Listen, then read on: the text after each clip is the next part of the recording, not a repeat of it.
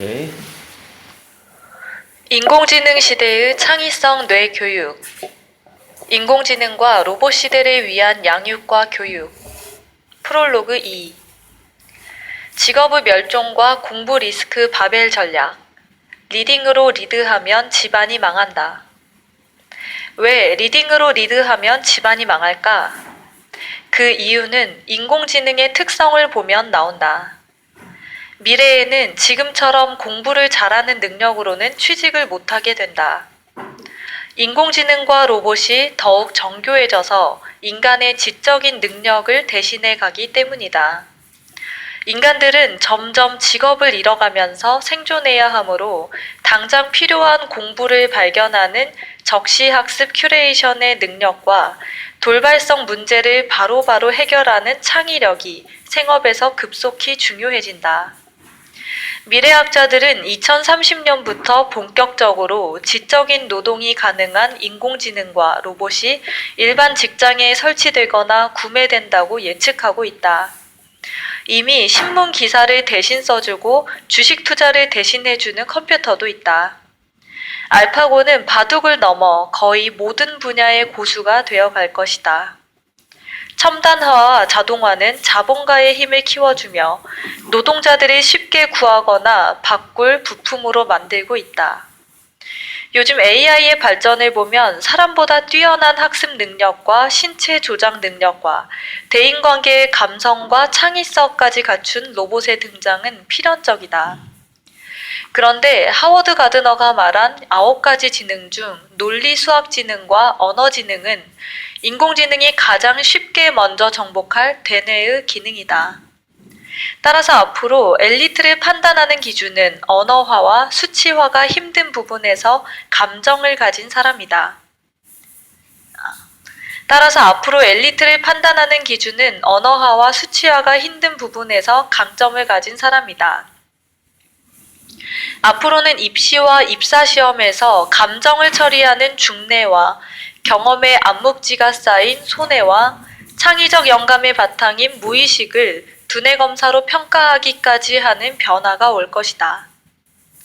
요즘은 언어와 인지의 비밀도 두뇌의 신경망에서 찾아 인공지능에 옮기고 있고 뇌파를 관찰하여 사람이 어떤 숫자를 마음에 품고 있는지도 알 수 있고 약물로는 정서와 심리를 바꾼다. 곧 통역 AI도 보편화되면서 외국어 공부의 목적은 실질적 소통보다는 창의성이나 치매 예방을 위한 공부로 바뀌게 된다. 이제 영어가 안 돼도 좋다. 언어보다는 표현하고 싶은 이야기에 들어야 할 가치가 있는 것이 중요하다. 우리 아이들과 지금 20대, 30대의 젊은이들은 미래를 대비하여 연대하고 봉사하며 살아가는 기본으로의 인간적 회귀와 함께 예체능 체험을 중심으로 응용력과 열린 창의력의 기초를 잘 다질 필요가 있다. 우리 공교육은 소비를 최소화하면서도 행복할 수 있는 인문 예체능 취미를 늘 즐길 수 있는 보편 교육을 시급히 확대해야 한다. 지속적 축소경제와 부익부 빈익빈의 시대에는 대다수가 소비의 즐거움으로 만족을 채울 수 없기 때문이다. 인공지능이 가장 늦게 침투할 분야는 인간미를 느끼며 봉사해야 할 서비스 분야, 독창성과 인간적 한계 극복을 가치의 기준으로 삼는 예체능, 잔손질이 너무 많이 가지만 수익성은 적은 농업과 공예 분야이다. 따라서 슈타이너가 독일에서 시작한 자연 친화 발도르프 학교에다 예체능 보편 교육을 결합하고 발명과 디자인과 창업을 일찍부터 경험하게 하는 한국형 대안교육의 확산이 너무나 절박하게도 시급해졌다.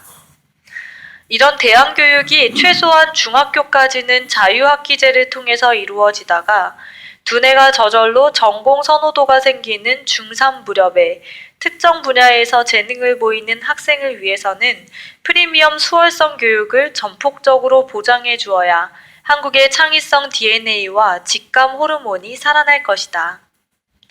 한국에는 타고난 영재들은 많지만 생산적인 천재로 자라는 아이가 부족하다. 대학과 기업의 R&D는 너무나 근시안적이고 근시학적인 투자만을 하도록 구조화되어 있다. 앞으로 우리의 교육과 문화와 정치 경제는 탁월한 천재들이 한국을 알리고 창업을 하여 돈을 벌어 세금을 많이 내고 그 돈을 보편복지로 국민들의 행복을 위해 잘 써야 한다. 우리 공교육이 천재들의 잠재력을 죽이는 지금과 같은 방식이 더 지속되면 인공지능과 로봇의 선점에 실패한 한국은 국제적 빈민국의 수준으로 추락할 것이다. 물이 낮은 곳으로 고이듯 소비가 최소화되는 낮은 지형으로 사람들이 몰리는 현상을 리퀴드화라고 부르는 미래학자가 있다. 얼음으로 된 모래시계 모양의 경제 구조가 높게 되면 중력에 의해 상층부가 줄어들면서 양극화가 심해진다. 지금 한국은 소수의 부자와 다수의 빈민으로 이루어진 경제 구조로 가고 있는데 일단 소뚜껑 모양 경제로 변하다가 이내 움푹 파인 곳에 물이 고이고 수면은 약간의 물결이 치는 플랫한 모양이 될 것이다. 바로 이런 현상이 리퀴드화이다. 중진국의 함정에 빠진 한국은 이런 리퀴드화가 가속화되면서 중산층이 무너져가고 빈민층이 늘고 있다. 나라는 세금이 줄어들면서 공무원들의 월급을 국가 채무로 감당하고 있다. 최근 공무원 승진에 성과급을 도입했고 업무상 민원 발생에 대해 벌점을 주는 제도가 생겼으며 사회복지 공무원이 읍면 동장으로 승진하도록 제도를 바꾸었다. 민원이 생겨서 징계를 받고 파면되면 연금을 삭감한다. 이런 변화는 철밥통이 사라지는 것이기도 하지만 대다수의 국민이 고령화되어 가거나 백수가 되면서 사회복지의 대상이 되어가는 추세를 보여준다. 소뚜껑 모양의 미래경제는 인공지능 자동화가 부익부 현상을 심화시키기에 더 빨리 다가온다. 한국은 갈수록 지갑을 닫는 국가가 되면서 민간 투자가 줄어들기에 국가 차원에서 경쟁력 있는 사업을 기획해야 하므로 앞으로는 공무원 선발에서도 창의성과 사업 기획력이 뛰어난 사람들을 뽑을 것이다. 이렇게 안정적 직장이 줄어드는 시대의 교육과 투자는 언뜻 위험해 보이는 바벨 전략을 써야 가장 안전하다. 바벨 전략은 경제 양극화의 시대에 수익률을 높이려는 주식 투자 기법이다. 중간 위험도에 대한 투자를 하지 않으면서 매우 위험한 고수익에 투자하거나 거의 위험성이 없는 생존 음식이나 산업에너지에 투자하는 것이 바벨 전략이다. 헬스클럽의 바벨이 가운데는 얇은 봉이지만 양 끝에 무거운 바벨이 걸려 있다. 이 모양에서 바벨 전략이란 용어가 나왔다. 사실 아이들은 오리알을 이틀이나 품는 황당한 시도를 하다가 발명왕이 된 에디슨처럼 공교육 제도의 방해를 받지 않고 자기 관심 분야에서 자기 주도적으로 탐구를 하면 스스로 바벨 전략을 쓰면서 자기 장점에 집중하여야 특기를 살리는 고수가 될 확률이 훨씬 더 높다. 바벨 전략은 기본적 생존이 확보된다면 매우 높은 목표에 집중적으로 투자하는 전략이다. 격려와 여유를 주면서 굶어 죽지는 않을 것이니 뭐든 시도해보라고 하면 아이들은 거의 바벨 전략을 선호한다. 자기가 관심이 가는 것에만 몰입하려는 성향은 11세부터 지속된다. 10세의 경에는 탐색을 하는 놀이 행동기가 끝나고 이후에는 자기 진로를 찾는 본능에 빠진다. 그런데 지금의 공교육은 국영수사과 보편교육으로 아이들의 직감 능력과 경험 중심의 암묵지를 죽이면서 정보 중심의 교육을 한다. 미래의 인공지능에게 직업을 빼앗길 준비를 많은 돈을 들이면서 하는 것이다. 아이들이 자기 장점이 매장된 광산인 심리적 동굴에서 몰입 능력을 길러야 하는 이유는 공부 리스크를 극복할 기반이 동굴의 집중과 동물적 몰입이기 때문이다. 공부 리스크는 교육에 투자를 하지만 취업률이 낮아지고 유능한 인공지능의 등장으로 공부를 써먹을 일이 사라지는 현상이다. 미국에서는 부유층의 자녀들이 좋은 직장을 유지하는데 중산층 이하의 자녀들은 실직하는 일이 계속 벌어지고 있으며 이제 한국에서도 마찬가지 상황이 되고 있다. 부유층 자녀들은 단순히 학교 공부만을 하지 않는다. 문화예술 체험과 여행을 많이 하며 풍부한 돈으로 어려서부터 독특한 취미를 개발한다. 그래서 자연스럽게 일찍 몰입한 뭔가를 가진 아이들이 많다. 바로 그런 몰입의 결과 부유층 자녀들은 인공지능 시대에도 보편적 공교육으로는 발현될 수 없는 창의성을 표현할 수 있으며 게다가 부모의 자본을 이용함으로 매우 높은 실질적 창조력을 발휘한다. 로봇과 컴퓨터는 이미 지난 30년간 약 25%의 직업을 빼앗았다. 옥스퍼드대 교수 칼 프레이는 그다지 고도의 지적 능력이 없어도 되는 현재 직업의 47%가 20년 내에 사라질 가능성이 높다고 말했다. 더 나은 직업이 생길 것이라 낙관하는 사람들도 있는데 문제는 좋은 직업에는 상류층 자녀들이 남아서 승진하고 중산층 이하의 자녀들은 실직하게 된 2008년 전후 미국 사회에서 있었던 현상이다. 그 경향대로라면 경제적 양극화와 대량 실업은 동시에 진행되면서 중산층 자녀의 공부 리스크는 더욱 커지게 된다. 중산층에서 어렵게 학비를 대출해서 대학을 보낸 자녀가 실업자가 되면서 자녀와 부모가 함께 파산하게 되는 일이 많아지고 있다. 이런 공부 리스크는 100억의 자산이 없는 중산층 이하 부모의 자녀들에게 닥치는 일이다. 창의성 교육을 받는 비용을 감당하지 못해서 기본적 교육만 받았는데 사회는 창의성 교육을 잘 받은 사람만 직장을 잡게 되는 경향이 공부 리스크를 만든다. 중산층 이하의 자녀가 이러한 공부 리스크를 극복하려면 공부보다는 감각이 더 필요하다.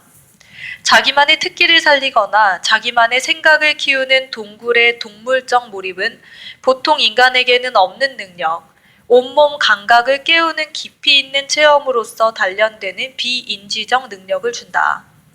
비인지적 능력은 직감이나 통찰, 예지력, 순발력이라는 말로 불리고 있는 언어로 표현하기 힘든 매우 섬세한 감각이다. 대장장이가 칼을 당금질하는 기술이나 양궁 선수가 표적 중앙에 카메라를 맞추는 정확성이 그런 감각인데 물질과 사람의 내면과 소통하며 환경과 공간의 상황을 본능적으로 느끼는 경지이다. 필자가 조사한 바에 의하면 어릴수록 온몸 감각을 익히기 쉽다. 예를 들어 5세에 시작하면 10년 만에, 10세에 시작하면 15년, 15세에 시작하면 20년, 20세에 시작하면 30년이 걸리는 식으로 두뇌가 유연한 시기에 깊은 체험을 해야 온몸 감각이 좋아진다.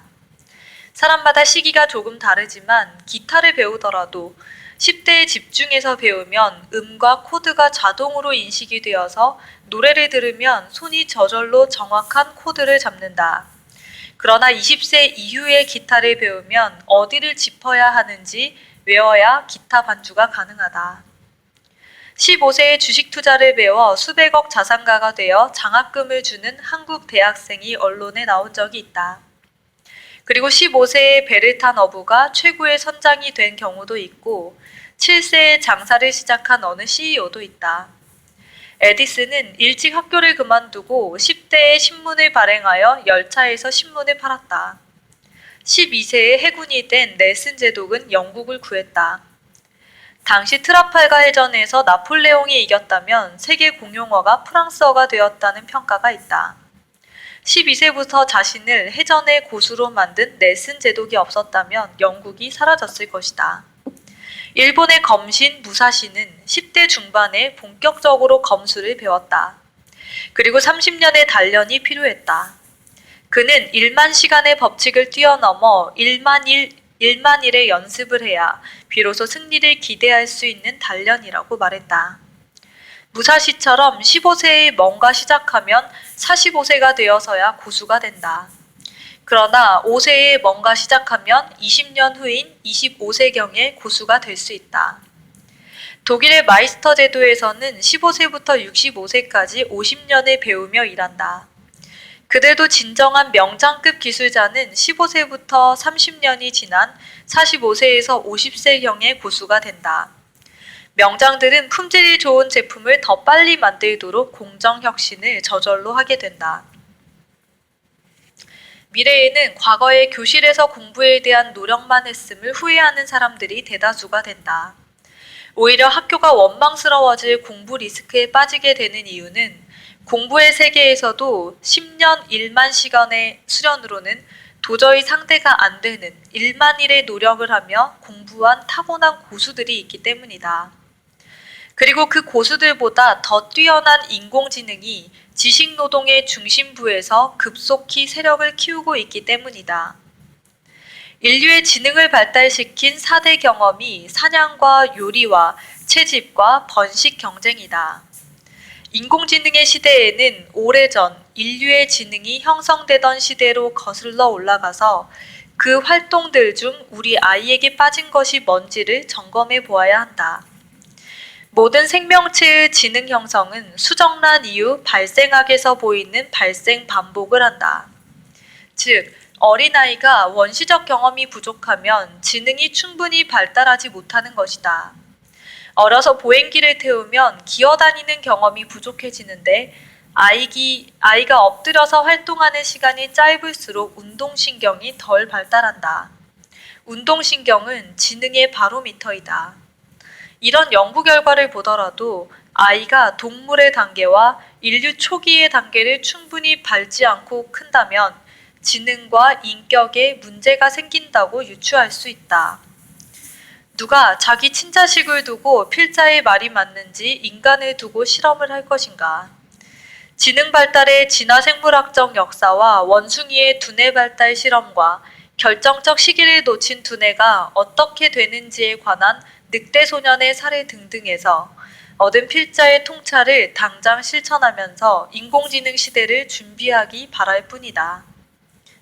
지금까지 필자가 보기에 인공지능의 시대의 탁월한 창의성으로 인공지능을 지배하거나 활용하려면 5세부터 시작한 어른들의 어떤 활동부터 예체능 등 뭔가를 최소 10년에서 50년 정도 단련하여 55세 정도가 되어야만 인공지능을 마음껏 활용하여 새로운 지평을 여는 천재가 되리라 본다. 로봇을 설계하고 가르치는 인재가 되리라 본다. 100억의 자산이 없는 부모들은 필자가 유튜브에 올려둔 교육의 바벨 전략이나 내 자식 실업자 모면도 어렵다 영상을 잘 들어보기 바란다. 바벨 전략은 직업이 없더라도 행복한 백수가 되도록 키우면서 뭔가의 고수가 되도록 하여 취미가 직업이 되게 하는 교육 전략이다. 앞으로는 취미가 직업이 되지 않으면 인공지능과의 경쟁에서 승산이 없다. 때문에 공자왈, 특정 분야를 즐기며 몰입하는 바벨 전략으로 지지자, 호지자를 넘어 락지자, 인재를 키운다는 결단이 필요하다. 다 된 거예요? 네.